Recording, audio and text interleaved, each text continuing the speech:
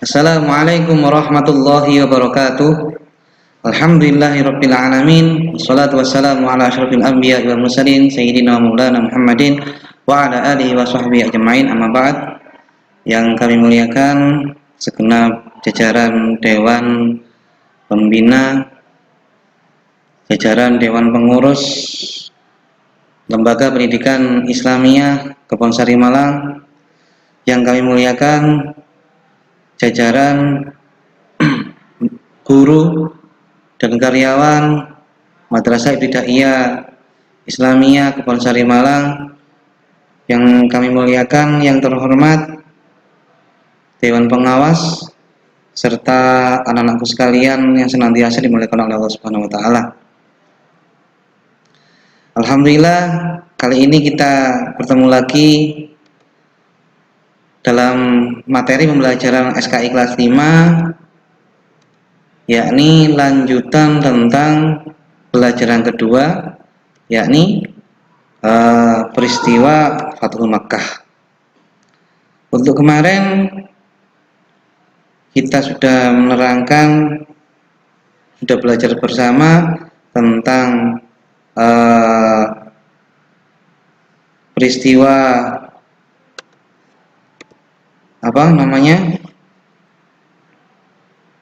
Sejarah Hudaybiyah. Nah, selanjutnya ini yaitu tentang Fathul Makkah. Untuk itu, sebelum kita melanjutkan pembelajaran, mari kita berdoa dulu, semoga pembelajaran kita diberikan kelancaran oleh Allah Subhanahu wa taala, serta kita mendapatkan ilmu yang manfaat fid dini wa dunya hatta akhirah. Amin ya rabbal alamin. Al-Fatihah ila Nabi Muhammadin sallallahu alaihi wasallam wa ala alihi wa ashabihi wa dzurriyyatihi wa ahli baitihi wa husnil awliya'i wa syuhada'i wa sholihin wa ulama'il amili wa tabi'in bi ihsan ila yaumiddin wa husnil walidina wa li auladina wa li masyayikhina wa li muallimina wa li rabbi alaina wa li jami'il mu'minina wal mu'minat wal muslimina wal muslimat al ahya'i minhum wal amwat, khususan ila muassis fi Jam'iyah Tarbiyah Al-Islamiyah Kebonsari Malang, wa khususan ila muassis Madrasah Al-Ibtidaiyah Al-Islamiyah Kebonsari Malang, bi anna Allah yu'li darajatihim fil jannah wa yanfa'una bihim wa asrarihim wa anwarihim wa ulumihim wa nafarihim fid dini wa dunya wal akhirah minan niyati salihah wa ila hadratin Nabi Muhammadin sallallahu alaihi wasallam. Al-Fatihah. A'udzu billahi minasy syaithanir rajim. Bismillahirrahmanirrahim. Alhamdulillahi rabbil alamin. Arrahmanir rahim. Maliki yaumiddin. Iyyaka na'budu wa iyyaka nasta'in. Ihdinas siratal mustaqim. Siratal ladzina an'amta 'alaihim ghairil maghdubi 'alaihim waladdallin. Amin. Rabbi ighfirli wa liwalidayya wa lil mu'minina amin. Bismillahirrahmanirrahim. Raditu billahi rabba wa bil islami dina wa bi Muhammadin sallallahu alaihi wasallam nabiyyan wa rasulah. Rabbi zidni ilma warzuqni fahma waj'alni min ibadikas salihin. Amin ya rabbal alamin.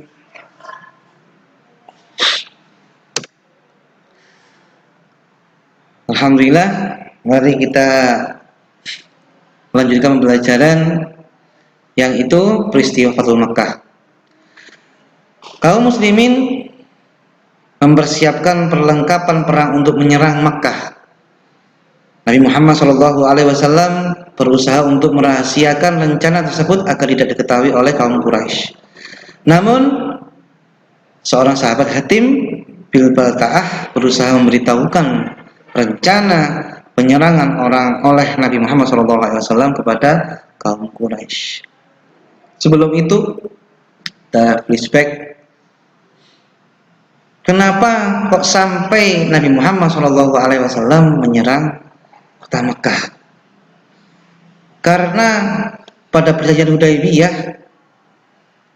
orang-orang kafir Quraisy melanggar peraturan, yaitu menyerang,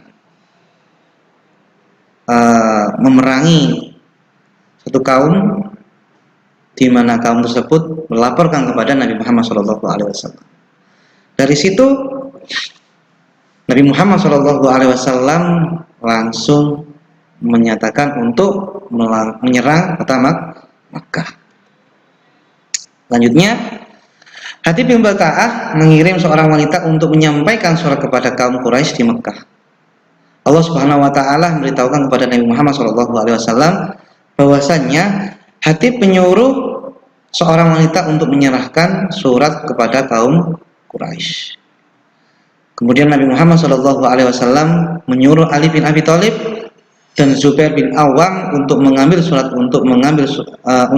surat tersebut, sehingga penyerangan kaum muslimin tidak diketahui oleh kaum kafir Quraisy. Jadi Hatib bin Balta'ah ini akan merusak rencana Nabi Muhammad SAW dengan mengirimkan sepucuk surat kepada kaum kafir Quraisy dengan tujuan agar kedatangan Nabi Muhammad SAW ini diketahui oleh kaum kafir Quraisy di Mekah. Tapi Allah Subhanahu wa taala memberitahukan kepada Nabi Muhammad SAW bahwasanya Nabi Muhammad Hatib bin Balta'ah ini mengirimkan sepucuk surat kepada seorang wanita untuk agar diserahkan kepada kaum kafir Quraisy. Tapi Allah memberitahukannya kepada Nabi Muhammad SAW. Kemudian Nabi Muhammad SAW menyuruh Ali bin Abi Thalib dan Zubair bin Awam untuk mengambil surat itu kembali.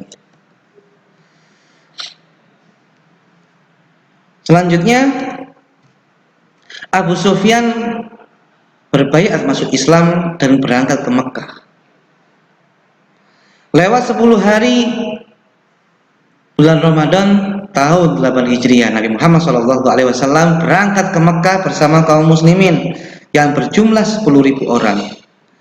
Setelah sampai di Murzahron, Nabi Muhammad SAW dan kaum muslimin singgah untuk bermalam di sana. Pada saat itu Abu Sufyan datang menemui Nabi Muhammad SAW dan menyatakan masuk Islam. Dan kemudian Nabi Muhammad SAW bersabda, barang siapa yang masuk ke rumah Abu Sufyan maka dia aman. Barang siapa dia masuk ke Masjidil Haram maka dia aman. Itu ucapan yang disampaikan oleh Nabi Muhammad SAW. Pada tanggal 17 Ramadan tahun 8 Hijriah, Nabi Muhammad SAW berangkat dari Murzahron menuju Makkah. Sebelum melanjutkan perjalanan, Nabi Muhammad SAW menghimbau kepada seluruh pasukan untuk menghindari pertumpahan darah, kecuali dalam keadaan terpaksa. Ini bentuk cinta kepada masyarakat kota Makkah. Inilah akhlak dari Nabi Muhammad SAW. Meskipun Nabi Muhammad SAW dibenci, difitnah, dihasut, tetap beliau memaafkan, tetap beliau santun untuk menghadapi dan bijaksana menghadapi akhlak kaum kafir Quraisy. Kemudian kaum muslimin bergerak menuju Mekah melalui pos-pos yang telah ditentukan sebagai salah satu strategi. Dalam perjalanan menuju Makkah, pasukan muslimin mengumandangkan tasbih, tahmid dan takbir. Subhanallah walhamdulillah wala ilaha illallah wallahu akbar. Subhanallah walhamdulillah wala ilaha illallah wallahu akbar. Ini yang dilantunkan oleh pasukan muslimin. Kemudian Abu Sufyan melihat dengan mata kepala sendiri bahwasanya pasukan Islam sangat besar dan kuat. Sesampainya pasukan di Makkah, Nabi Muhammad SAW memerintahkan kepada Abu Sufyan untuk menyampaikan perihal kedatangan kaum muslimin kepada kaum kafir Quraisy yang ada di Mekah. Kemudian kaum kafir Quraisy yang awalnya berkumpul menjadi satu, berhamburan meninggalkan tempat yang ada. Ada yang pulang ke rumah masing-masing, ada pula yang pergi ke Masjidil Haram, dan ada pula yang masih bertahan untuk menghadang rombongan muslimin. Jadi sampailah ke Makkah. Nabi Muhammad SAW menyuruh Abu Sufyan, ya Abu Sufyan, sampaikanlah kepada kafir Quraisy, orang-orang kafir Quraisy, kedatangan kami ini.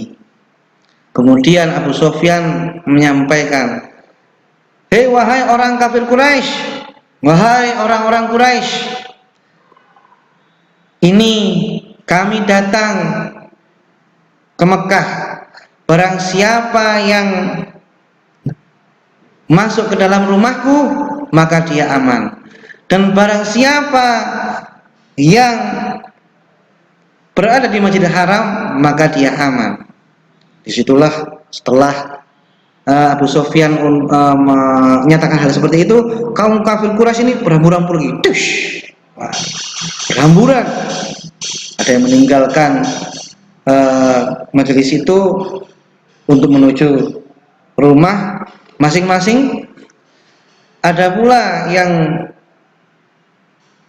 pergi ke Masjidil Haram, dan ada pula yang menunggu untuk menghadang, yaitu Ikrimah bin Abu Jahal, Sofwan bin Umayyah, Suhail bin Qadamah, dan seorang dari Bani Bakar, Hamas bin Qais.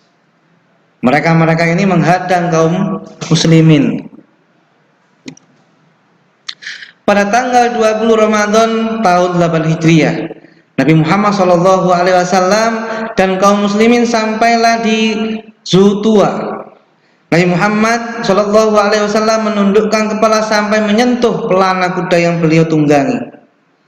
Beliau menundukkan kepala sampai di pelana kuda ini. Jidati beliau menyentuh pelana kuda. Hal ini sebagai tanda ketundukannya kepada Allah Subhanahu wa taala dan rasa syukur kehadirat Allah Subhanahu wa taala atas kemenangan ini. Kemudian Nabi Muhammad SAW membuat strategi untuk mengepung Mekah yang datang dari berbagai penjuru, diantaranya pasukan Khalid bin Walid bersama Bani Asla, Sulaim, Hifar, Muzaimah, Junainah, dan beberapa kabilah Arab lainnya masuk dari sebelah selatan menunggu Nabi Muhammad SAW dari Bukit Sofa. Selanjutnya pasukan Zubair bin Awam yang membawa bendera Nabi Muhammad SAW berada di sayap kiri. Mereka masuk ke Mekah dari arah utara dan menancapkan bendera Al-Hajjun dan menunggu Nabi Muhammad SAW di sana. Selanjutnya pasukan Sa'ad bin Ubadah masuk dari arah barat bersama kaum Ansor. Selanjutnya pasukan Abu Ubaidah bin Jarrah bersama Nabi Muhammad SAW dari bagian atas, yakni Bukit Hind.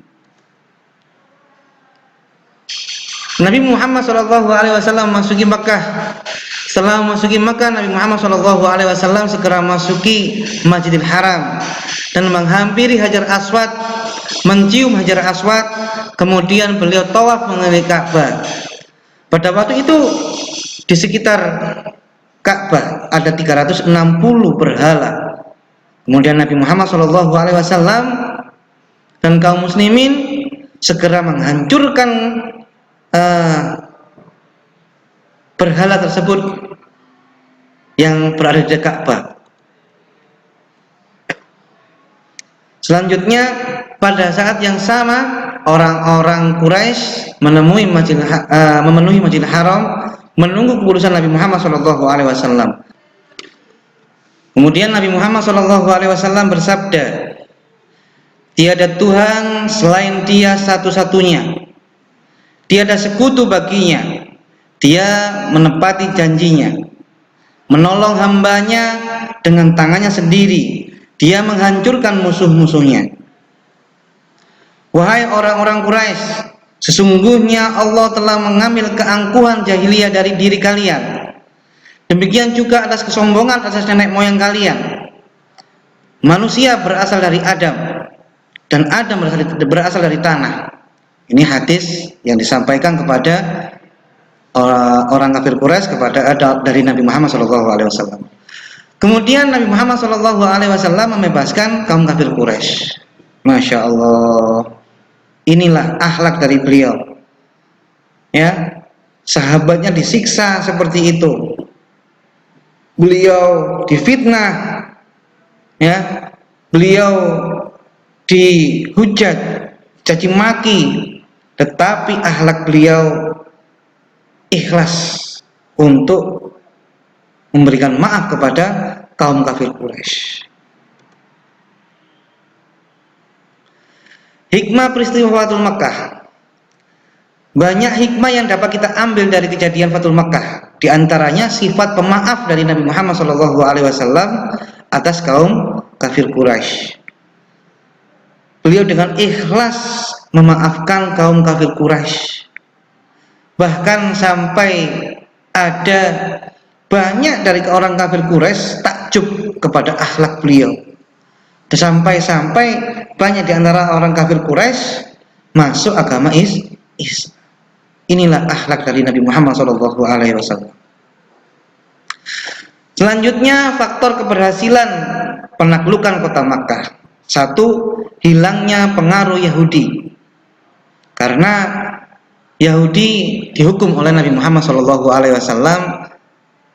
melanggar tentang kode etik Piagam Madinah yang membelot dan bersekutu dengan kaum kafir Quraisy. Yang kedua, kaum muslimin semakin kuat dan besar dalam segala segi kehidupan bangsa Arab. Kaum muslimin di sini sangat banyak, akhirnya kekuatan sangat besar. Selanjutnya, tidak ada sekutu lain yang bersedia membantu kaum Quraisy dalam menghadapi kaum muslimin. Tidak ada bantuan dari manapun kaum kafir Quraisy. Yang selanjutnya, nomor 4, kaum kafir Quraisy semakin lemah setelah pemuka mereka masuk agama Islam. Di antaranya Abu Sufyan. Wallahu a'lam bishawab. Demikian pembelajaran kita, sedikit yang bisa kami sampaikan. Sebelum kita tutup dengan doa, apabila ada kurang dan lebihnya kami mohon maaf. Mari kita baca doa, semoga kegiatan kita pembelajaran ini dijadikan Allah Subhanahu wa taala ilmu yang manfaat fid dini wa dunya hatal akhirah. Amin ya rabbal alamin. A'udzu billahi minasy syaithanir rajim. Bismillahirrahmanirrahim. Wal 'asri innal insana lafi khusrin illa alladzina amanu wa 'amilus solihati wa tawashaw bil haqqi wa tawashaw bis sabr.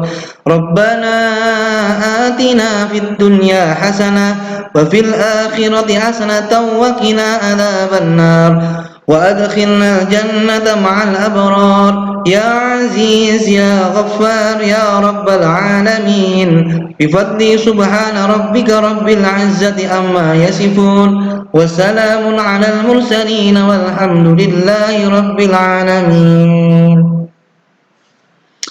Minni afa minkum. Assalamualaikum warahmatullahi wabarakatuh.